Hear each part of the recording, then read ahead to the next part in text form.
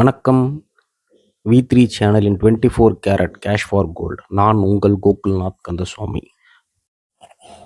போன வீடியோவில் ஹால்மார்க் நகைகளை விற்கும்போது அதை எப்படி கால்குலேட் பண்ணணும் அப்படிங்கிறத பற்றி பார்த்தோம். இந்த வீடியோவில் ஹால்மார்க் நகைகளை தவிர்த்து பிற நகைகளை எப்படி கால்குலேட் பண்ணணுன்றதை பற்றி பார்ப்போம். ஹால்மார்க் முத்திரை இல்லாத 916 நகைகள், 22/20 நகைகள், 18 கேரட் மற்றும் பிற நகைகளை பற்றி பார்ப்போம். நான் ஏற்கனவே சொல்லியிருக்கேன், ஒரு நகையை விற்க போகும்போது ஸ்கின் டச்சை பார்க்க மாட்டாங்க, மெல்ட்டிங் டச் மட்டும்தான் பார்ப்பாங்க அப்படின்னு சொல்லிட்டு. 916 ஹால்மார்க் இல்லாத நகையில் ஸ்கின் டச் 91.6%, மெல்ட்டிங் டச் 83லேருந்து 91% வரைக்கும் இருக்கும். 20/22 ஸ்கின் டச், அதாவது இது என்ன அப்படின்னா, ஸ்கின் டச் 22வும் மெல்ட்டிங் டச் 20 அப்படிங்கிறது தான் 22/20. இதில் ஸ்கின் டச் பார்த்தீங்கன்னா 91.6% இருக்கும், மெல்ட்டிங் டச் பார்த்தீங்கன்னா 75லேருந்து 83% வரைக்கும் இருக்கும். அதனால தான் இந்த மாதிரி நகைகளை நம்ம எடுத்துகிட்டு போகும்போது டச் இல்லை அப்படின்னு சொல்லிட்டு நமக்கு வெயிட்லேயும் கம்மி பண்ணிவிடுவாங்க, ரேட்லேயும் கம்மி பண்ணிவிடுவாங்க. இதுலேருந்து நம்ம எப்படி ஓவர் கம் பண்ணுறது வாங்க பார்ப்போம். உதாரணத்துக்கு ஒரு 24 கிராம் பிளெயின் நெக்லஸை எடுத்துகிட்டு ஒருத்தர் மார்க்கெட்டுக்கு போகிறாரு, அந்த நகையை விற்று கேஷாக கன்வெர்ட் பண்ணுறதுக்காக. ஒரு கடையும் அப்ரோச் பண்ணும்போது உரக்கல்லில் உரசி, இதோ பாருங்கள் இதில் டச் இல்லை, 18 கேரட்டு தான் இருக்குது, 20 கேரட்டு தான் இருக்குது, 18க்கும் 20க்கும் நடுவில் இருக்குது அப்படின்னும்போது அவர் எப்படி தெரிஞ்சுக்கிறது? நான் விற்பனைக்கு எடுத்துகிட்டு போகிற ஒரு நகையில் மெல்ட்டிங் டச் எவ்வளோ இருக்குது அப்படின்னு தெரிஞ்சுக்கிறது என்னோடய உரிமை இல்லையா? சரி, எப்படி தான் தெரிஞ்சுக்கிறது? உரக்கல்லில் உரசியா? உரக்கல்லில் உரசினா நமக்கு தெரியுமா? அதில் இருக்கிறவங்களுக்கு தெரியும், நமக்கு எப்படி தெரியும்?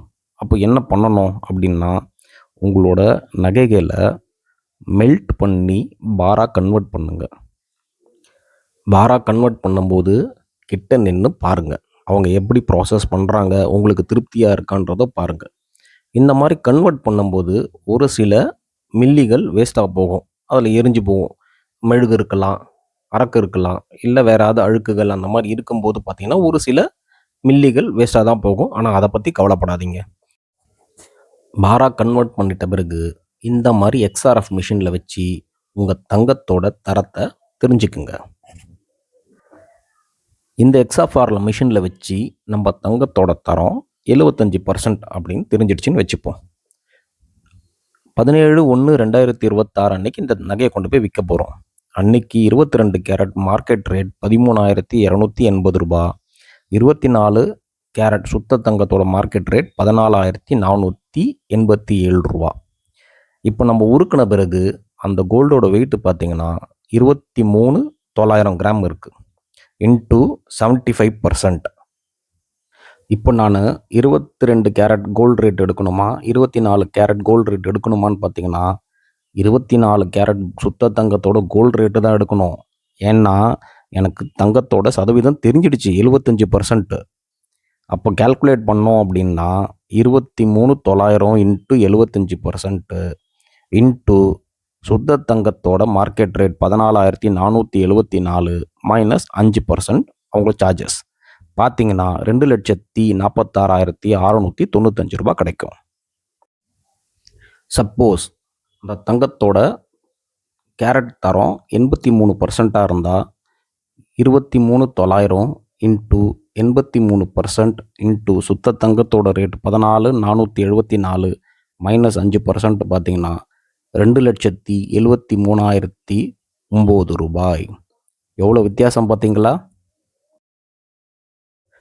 கிட்டத்தட்ட 26,314 ரூபாய் வித்தியாசம் வருது. சப்போஸ் அந்த நகை 90% தரம் உள்ளதாக இருந்ததுன்னா 23,900 இன்ட்டு 90% இன்ட்டு 14,474 ரூபா மைனஸ் 5% பார்த்தீங்கன்னா 2,96,034 ரூபாய். இப்போ 75%க்கும் இந்த 90%க்கும் பார்த்தீங்கன்னா எவ்வளோ டிஃப்ரென்ஸு? 49,339 ரூபாய். எவ்வளோ வித்தியாசம் வருது பாருங்கள். அதனால் நம்ம நகையை விற்க போகும்போது இந்த கால்குலேஷன் தெரியல அப்படின்னா நம்மளோட அறியாமைக்கு நம்ம தான் விலை கொடுக்குற மாதிரி இருக்கும். இப்போ தான் 916 ஹால்மார்க்கு எல்லாமே வந்திருக்கு. இதுக்கு முன்னாடிலாம் பார்த்தீங்கன்னா நம்ம அப்பா அம்மா காலத்தில் தாத்தா காலத்தில் பார்த்தீங்கன்னா ஹால்மார்க்கும் கிடையாது, 916ம் கிடையாது. ஒரு ஆச்சாரிகிட்ட கொடுப்பாங்க, அவர் அதை போட்டு கொடுப்பாங்க, தங்கம்மான்னு உரக்கல்லில் உரசி காட்டுவாங்க, ஆமாம் தங்கம், அவ்வளோதான் நமக்கு தெரியும்.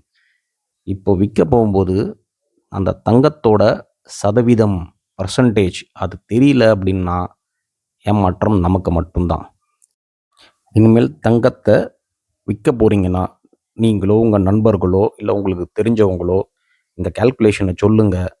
இதில் இன்னொன்று கவனிச்சிங்கன்னா எடையிலையும் எந்த கழிவும் கிடையாது, விலையிலையும் எந்த கழிவும் கிடையாது. வெறும் சதவீதம் எடுத்துக்கிட்டேன், அவ்வளோதான்.